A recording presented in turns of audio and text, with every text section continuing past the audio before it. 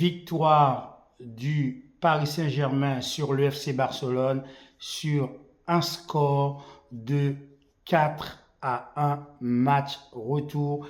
Carton jaune de Ronald Arroyo sur une faute, ce qui a eu une conséquence dramatique sur la fin du match.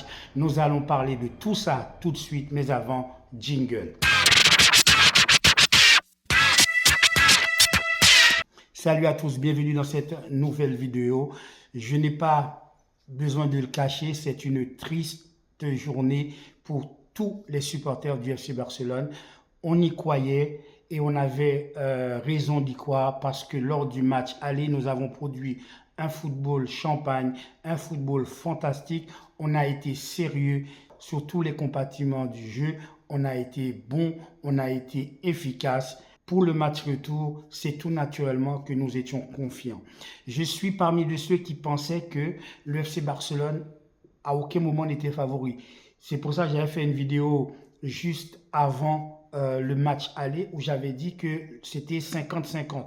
Connaissant le club du Paris Saint-Germain, tout ce que ça englobe autour de ce club du Paris Saint-Germain, un club, je le rappelle, qui est financé par un État et non par un homme, mais par un État. Forcément, c'est un club sur le plan médiatique, sur le plan politique, sur le plan sportif, qui a beaucoup de poids.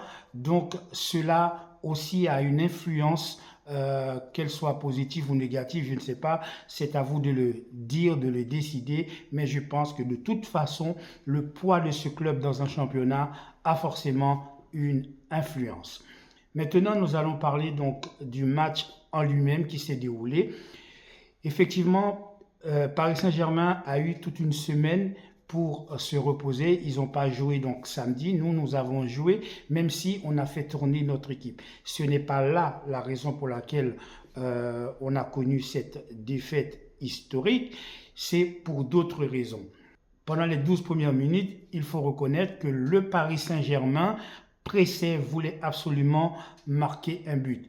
Notre défense était un petit peu fébrile, mais on tenait bon. Et on va marquer un but sur une action de Lamine Yamal extraordinaire où il va faire la différence tout seul et il va mettre un extérieur pied gauche et c'est Rafinha qui va ouvrir le score. On va mener 1-0 très vite pendant le match. Et à partir de là, on a compris très bien que le FC Barcelone a un pied sur cette qualification pour les demi-finales. Je me suis dit que c'est fini. Le Paris Saint-Germain est éliminé du quart de finale retour de la Ligue des Champions. Mais c'est mal connaître le football, c'est mal connaître la structure du football, comment le football est organisé, c'est mal connaître à quel point le FC Barcelone peut être une équipe dérangeante. C'est mal connaître à quel point ce club est dans le viseur du monde du football. Le match va basculer. Comment le match va basculer? Arroyo va commettre une faute. Lorsqu'on regarde la faute de loin, on a l'impression que c'est une faute énorme qui mérite un carton rouge. Mais lorsqu'on regarde de plus près, on voit que la faute n'est pas si évidente que ça.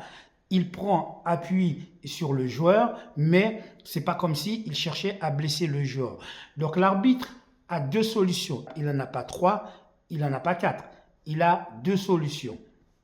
Soit il décide qu'il y a faute, à ce moment, il siffle. C'est le choix qu'il va faire. Et si il siffle, il ne peut pas mettre jaune, puisque c'est le dernier défenseur, il est obligé de mettre rouge. C'est ce choix qu'il fait. Mais il aurait pu très bien ne pas siffler de penalty. Il aurait pu très bien ne pas siffler de faute du tout et considérer que le joueur du Paris Saint-Germain s'est laissé tomber et a dissimulé. Sur certaines photos, on peut voir très bien que le joueur avant même de tomber, à un espace pratiquement d'1 mètre par rapport à Ronald Arroyo qui lui va tomber après. Cela ne veut pas dire qu'il n'y a pas faute, ça veut tout simplement dire que l'arbitre avait la possibilité soit de siffler faute, s'il le fait, c'est carton rouge et c'est le choix qu'il va faire, et il avait également le choix de ne pas siffler. Dans les deux cas, il a fait son choix. Ok, dont acte. On est mené, donc on est mené, on n'est pas mené d'ailleurs, on mène à ce moment-là 2-0 au score. Bon, que va-t-il se passer donc? Il exclut Ronald Arroyo et Xavi, et Xavi va faire un changement, d'accord? Va faire rentrer Inigo Martinez pour aller suppléer Courbassi donc, dans la défense et il va sortir Lamine Yamal. Ce choix est un peu contestable, mais on peut comprendre aussi la position de Xavi parce que sachant que Lamine Yamal ne peut pas jouer un match complet parce qu'il fait des efforts défensifs énormes, donc il est souvent au ras de la pâquerette sur les fins de match. Donc, laisser Lamine Yamal sur le terrain alors qu'il ne peut pas vraiment tout seul devant apporter quelque chose qui permettrait à nous de garder le score, je pense qu'il fallait effectivement de recapitaliser notre défense en mettant un défenseur supplémentaire. Alors, est-ce qu'il fallait faire rentrer Inigo Martinez? Peut-être pas. On aurait pu demander par exemple à De Jong de descendre en défense centrale. Et à ce moment-là, si tu sors Lamine Yamal, on aurait pu faire rentrer un Oriol Romeu. Je sais qu'il est un peu décrié. On aurait pu faire rentrer un Oriol Romeu ou un Fermin Lopez. Plutôt Oriol Romeu pour muscler un peu plus le milieu de terrain et demander à De Jong de redescendre. Donc on a fait le choix de faire rentrer Inigo Martinez. Très bien. Mais le problème qui va se poser, l'arbitre, dans les 2-3 minutes de l'arrivée d'Inigo Martinez sur le terrain, il va lui mettre un carton jaune. Pour sa première faute, il lui met un carton jaune. Je pense que c'est pour contestation. Mais quand tu fais ça, un quart de finale, retour à élimination directe de la Ligue des Champions, et le FC Barcelone joue à 10. Son meilleur défenseur prend un carton rouge direct.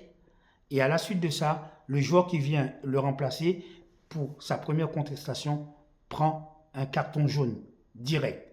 Dont acte. Ok? Dembélé va égaliser. Logique, parce que on joue à 10, il y a de l'intensité, on est en panique, notre défenseur central principal a été exclu du match, et en plus de ça, son remplaçant vient de prendre un carton jaune. Quelque temps après, bien entendu, on va siffler une faute de Cancelo et penalty. Kylian Mbappé va tirer le penalty qu'il va marquer. Je vais faire une pause.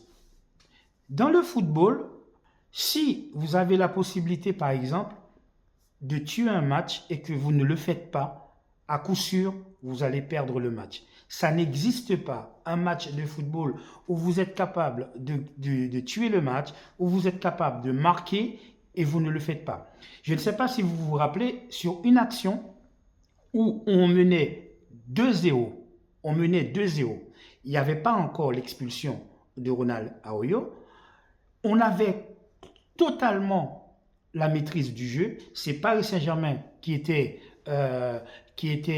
en panique et Robert Lewandowski a une balle de but devant le but, à lui tout seul, et il met une patate et la balle est montée dans le ciel. Après avoir fait un match extraordinaire lors du match aller, avec toute sa lucidité lors de cette action et avait mis le troisième but, on aurait mené 3-0 et en ayant 3 buts d'avance sur le match retour, après avoir gagné le match aller 3-2, je pense que là, le match se serait terminé. Même si Arroyo aurait pris un carton rouge, même si Arroyo était exclu, je pense qu'on aurait pu tenir le score et terminer le match en gagnant. on ne va pas refaire l'histoire. Mais cet arbitre, en fait, pour moi, ce qu'il a fait, il a continué à tirer sur un homme à terre. Il a continué à tirer sur un homme qui était blessé, qui était à quatre pattes, qui était à terre. Et cet homme à terre, c'était le FC Barcelone. Parce que le Paris Saint-Germain avait le match en main. On était à 10. Ils avaient remonté le score. Ils avaient déjà 3-1 au score. Et que va faire l'arbitre? Eh bien, il va donner un carton rouge à Xavi pour un geste désespéré. C'est un geste de colère. C'est un geste de... comment dire? Oui, Xavi n'avait pas le droit de faire ce geste qu'il a fait parce que ça a une incidence sur le reste du match. Mais l'arbitre aussi, c'est un être humain. Est-ce que l'arbitre ne peut pas, par exemple, mettre un jaune à Xavi en lui disant, ben, si la prochaine fois tu refais ça, je te mets un deuxième jaune qui suffirait un rouge. Il met rouge direct à Xavi, il expulse Xavi du terrain. Et quelque temps après, il va mettre un autre rouge à un autre membre du staff du FC Barcelone. Ça fait quand même beaucoup. 3 cartons rouges pour FC Barcelone, 2 cartons rouges pour les 2 membres du staff, y compris Xavi, un carton rouge pour Ronald Arroyo et de nombreux autres cartons jaunes. On se rend compte que le Paris Saint-Germain a eu son premier carton jaune du match, le premier carton jaune du match à plus de 60 minutes du match. Je crois que c'est, comment dire, c'est le Brésilien, le capitaine de l'équipe du Paris Saint-Germain, le nom m'échappe, qui a pris son carton jaune à plus de 60 minutes du match. Donc, je trouve quand même extraordinaire. On va revenir un petit peu en arrière sur le cas, sur une action entre Gundogan, je crois, et Vitinha. Exactement la même action, à peu près, entre Arroyo et l'autre joueur du Paris Saint-Germain. Dans le premier cas, Arroyo prend un rouge, il est exclu du match, du match avec la conséquence que cela implique. Et de l'autre côté, on ne siffle ni faute, on ne donne même pas un carton jaune à Vitinha et on donne un carton jaune à Gundogan pour simulation. Et si on regarde bien l'action, on voit le geste de Vitinha sur Gundogan existe dans la même proportion que le geste de Arroyo sur l'autre joueur du Paris Saint-Germain. Donc en fin de compte, je pense que la remontada qui a été faite il y a quelques années en arrière entre le FC Barcelone et Paris Saint-Germain, cette remontada a causé énormément de tort à l'équipe du FC Barcelone parce que les Qataris, les instances du Paris Saint-Germain ne l'ont jamais digéré.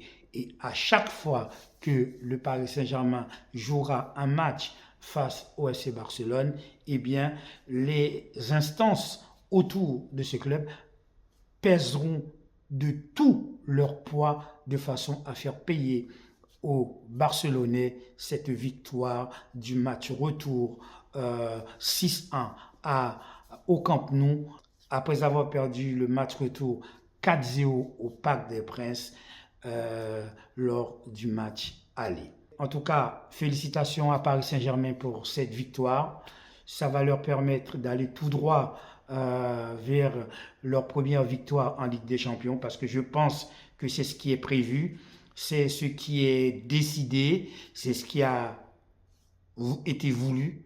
Je pense que de toutes les façons, le Paris Saint-Germain va peut-être gagner la Ligue des Champions.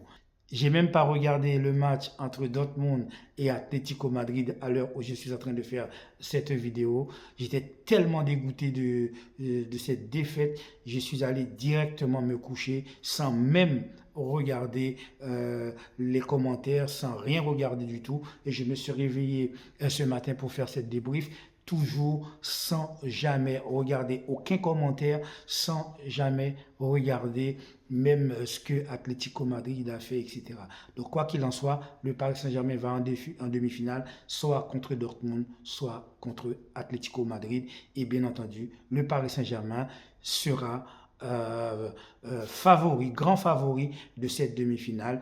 Et ce soir, on saura si la finale sera entre Paris Saint-Germain et City ou entre Paris Saint-Germain et Real Madrid.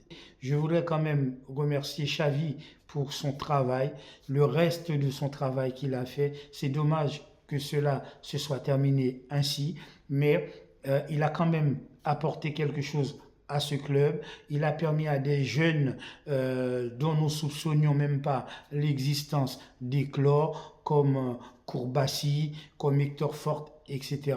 Donc, en tout cas, félicitations à Xavi et merci encore à toi, Xavi, pour le travail que tu as fait. Même si je suis parmi de ceux qui ont crié Xavi out, si c'était à refaire, je le referais parce que je savais que ce que tu faisais au début à la tête du FC Barcelone ne reflétait pas tes capacités et tes compétences. Il faut reconnaître quand même que tu as fait quand même des choses bien dans ce club, notamment sur cette dernière partie de saison. C'est dommage que les choses se soient terminées ainsi, mais c'est le football. Le FC Barcelone, c'est un grand club. Le FC Barcelone va se reprendre. Le FC Barcelone n'est pas mort. On ne va pas se laisser faire. Eh bien, l'année prochaine, on reviendra plus fort. Voilà, prenez soin de vous. N'oubliez pas d'activer la petite cloche de notification pour avoir l'ensemble de mes vidéos. Je vous souhaite de passer une agréable journée. Soyez sages, sortez couverts et à très bientôt sur le Carré Foot pour une prochaine vidéo. Ciao.